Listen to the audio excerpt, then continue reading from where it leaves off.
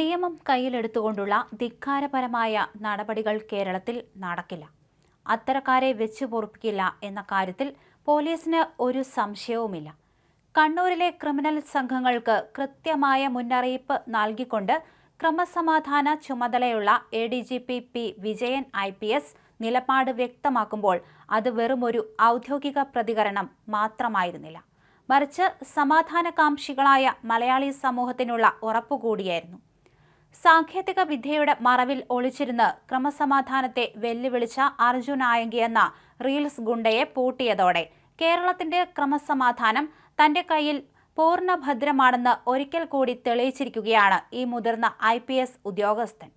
VPN അടക്കമുള്ള അത്യാധുനിക സാങ്കേതിക വിദ്യകൾ ഉപയോഗിച്ച് ഒളിവിലിരുന്ന് പോലീസിനെ വെല്ലുവിളിക്കാൻ നോക്കിയവർക്ക് P. വിജയന്റെ തന്ത്രങ്ങൾക്ക് മുന്നിൽ അടിയറവ് പറയേണ്ടി വന്നു. ഒളിവിലിരുന്നു കൊണ്ട് വ്യാജ വീരവാദം മുഴക്കിയവർക്ക് അതിനേക്കാൾ സ്മാർട്ടായ പോലീസാണ് മുന്നിലുള്ളതെന്ന യാഥാർത്ഥ്യം ബോധ്യപ്പെട്ടു. പോലീസിനെ പേടിച്ചാണ് ആയങ്കിക്ക് നാടുവിട്ട് കറങ്ങേണ്ടി നടക്കേണ്ടി വന്നതെന്നും ഇത്തരം ക്രിമിനലുകളെ നിലയ്ക്കു നിർത്താൻ കേരള പോലീസ് സർവ്വസജ്ജമാണെന്നും വിജയൻ കൂട്ടിച്ചേർത്തു.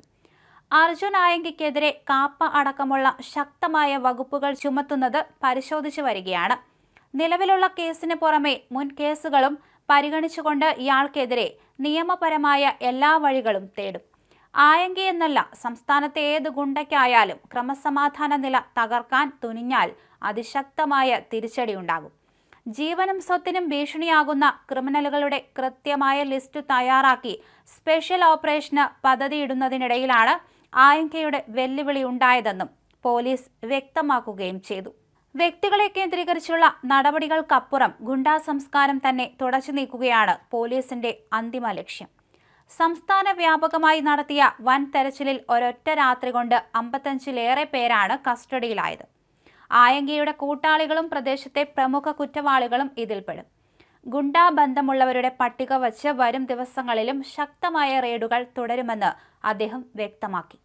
സോഷ്യൽ മീഡിയയിലൂടെ ജനശ്രദ്ധ നേടാനും യുവാക്കളെ തെറ്റായ വഴിയിലേക്ക് നയിക്കാനും ശ്രമിക്കുന്ന റീൽസ് ഹീറോകൾക്ക് കടുത്ത താക്കീതാണ് വിജയൻ നൽകുന്നത്.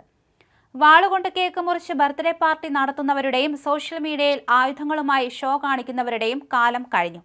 ഇത്തരക്കാരുടെ പ്രധാന വരുമാന സ്രോതസ്സായ സ്പോൺസർമാരെയും കൂട്ടുനിൽക്കുന്നവരെയും കേസിൽ പ്രതിയാക്കും. രാഷ്ട്രീയ സംരക്ഷണം ആർക്കെങ്കിലും ലഭിക്കുന്നുണ്ടോ എന്നതടക്കം സമഗ്രമായി പരിശോധിക്കുമെന്നും അദ്ദേഹം പറഞ്ഞു. നേരത്തെ സംസ്ഥാന ഇന്റലിജൻസ് മേധാവിയായി സേവനമനുഷ്ഠിച്ച അനുഭവ സമ്പത്താണ് ക്രമസമാധാന ചുമതല ഏറ്റെടുത്തപ്പോൾ P. വിജയന് തുണയായത്.